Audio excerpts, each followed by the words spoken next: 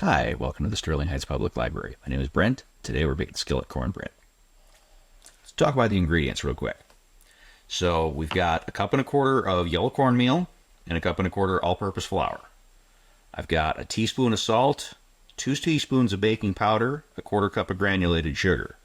I've got a cup of whole kernel corn, a cup of shredded cheddar cheese for the top. I've got half a cup of chopped jalapeno, half a cup of scallions, 1 egg, a quarter cup of vegetable oil, 1 cup of whole milk, and a little bit of butter. So the first thing to do before you start mixing any ingredients is preheat your oven. 400 degrees, make sure it's hot before you do the rest of this. So here's our cup and a quarter of cornmeal, cup and a quarter of flour, 2 teaspoons of baking powder, and a teaspoon of salt. Make sure that's all in there. Quarter cup of sugar. So we mix the dry ingredients first. Just using a fork here to kind of stir everything together.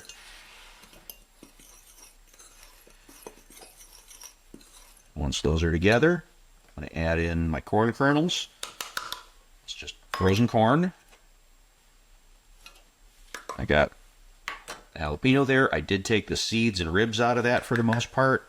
You can leave them in if you like it spicier. We're just gonna stir this together to blend and coat everything with that dry mixture. Just kind of make a well in the middle there. Next thing I'm going to do is I'm going to mix the wet ingredients. So I've got the egg in here, and we're just going to give that a real quick beat. Got that quarter cup of oil. Put that in there. Moment with that. And then add the milk. This is whole milk. You can use skim or 2%, but the fat content does make a difference. The whole milk does give you a little bit moisture cornbread in the long run. So I've got the dry ingredients and the wet ingredients. We're going to mix those together. Stir to combine. This comes together pretty quickly.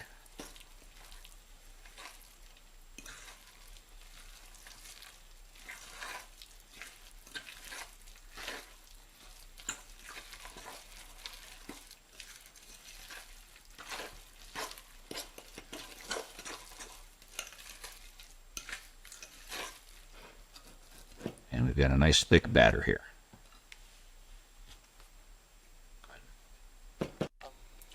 So on the stovetop, we've got a 10-inch cast iron skillet. This is one that's been well seasoned. We've got about a tablespoon of butter. Put that in there. Work that around the whole bottom. Make sure it's fully melted. And we want that to start sizzling. This pan does not need to be ripping hot, but it does need to be heated before we pour any batter into it. So when that butter's fully melted and starts to sizzle a little bit, go ahead and give it a little bit of a swirl here. Just kind of get it up the sides a little ways. It doesn't need to go all the way up. And then there's a reason I've got this mixing cup here with the handle on it, because it's going to be a lot easier to pour this into that skillet when I've got a handle to work with. Try and show you as much of this as I can without blocking the view. So go ahead and take a moment, scrape all that batter out of there, and just kind of level it at the back of your spatula. Get all that goodness in there.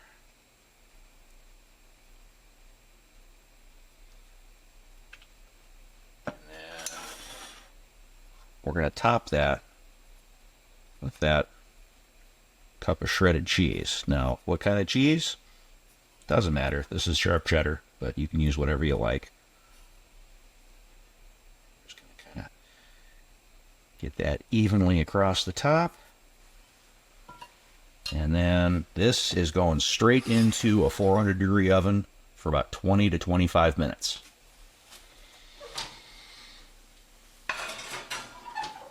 So when you pull it out of the oven, make sure you use something to get a hold of that handle because it is going to be extremely hot. This is what we're looking for. It's puffed up nice. It's browned a little bit. And the cheese is all melted and got a little bit of color on it. We're going to do a toothpick test here. So right dead in the center, we're going to take a clean wooden toothpick and make sure that that comes out without any wet batter on it. We're going to let this sit for about 10 minutes in the pan. So you may ask yourself, how do you get this out of the pan? Well, you're going to start with a paring knife and just go around the edge. This is pretty much the same thing you would do with a cake. Take a dinner plate over the top, and then comes out right like that.